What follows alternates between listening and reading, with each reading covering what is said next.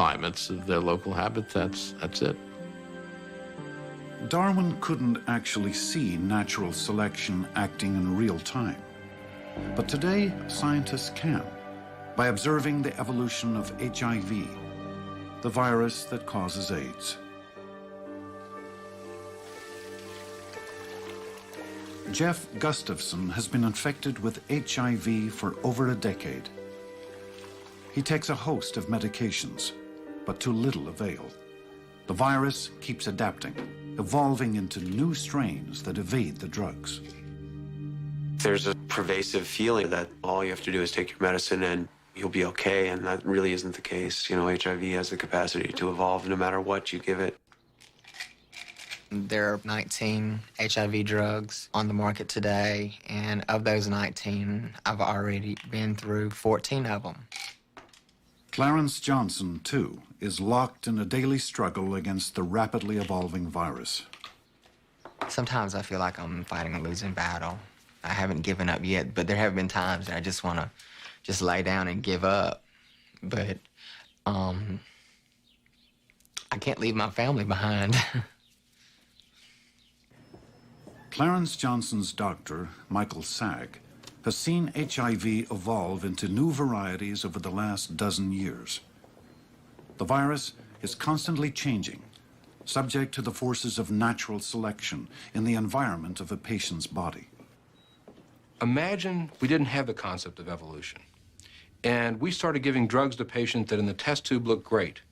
And all of a sudden, the virus starts coming back, and it's not susceptible to the drugs anymore. What a mystery. How in the world did that happen? There's only one way that it happened, through evolution.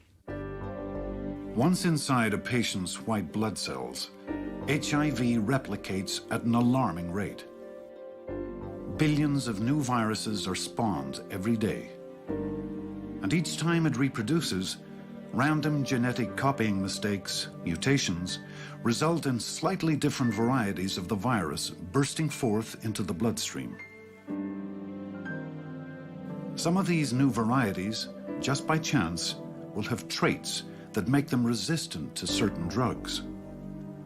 So when drugs enter the bloodstream, natural selection favors the drug-resistant forms. They survive and reproduce. Before long, drug-resistant viruses dominate in the patient's body. Evolution seems pretty easy to understand when we look at big animals. We can kind of see it in a sense.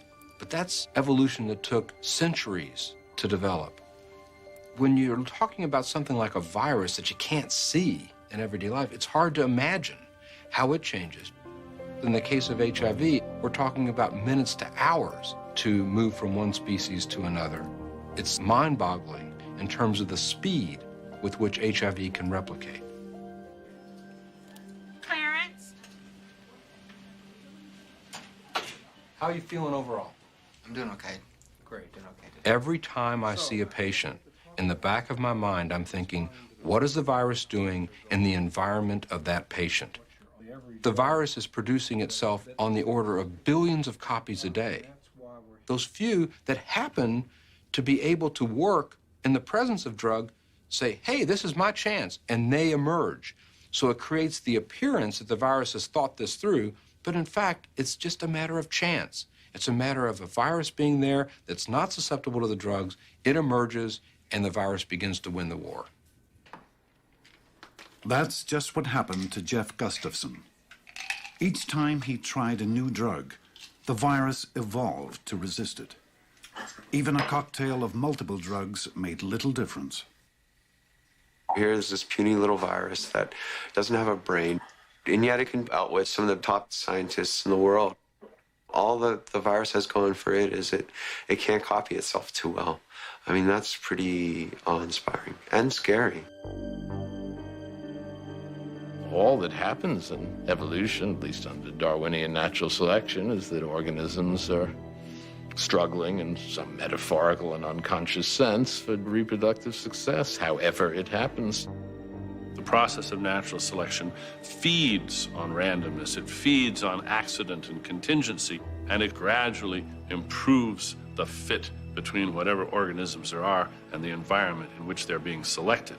But There's no predictability about what particular accidents are going to be exploited in this process.